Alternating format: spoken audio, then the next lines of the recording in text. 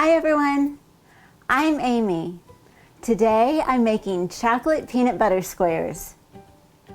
This no-bake dessert is easy to make and it's a delicious and sweet treat. So let's get started.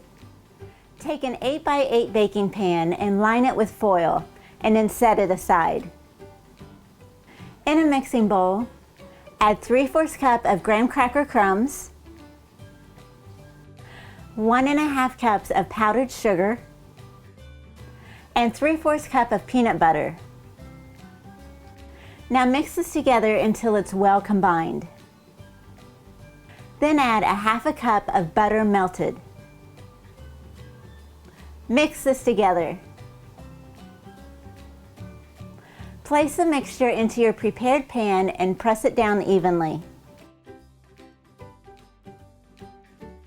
In a microwave-safe cup, add 6 ounces of milk chocolate morsels and 1 tablespoon of vegetable or canola oil.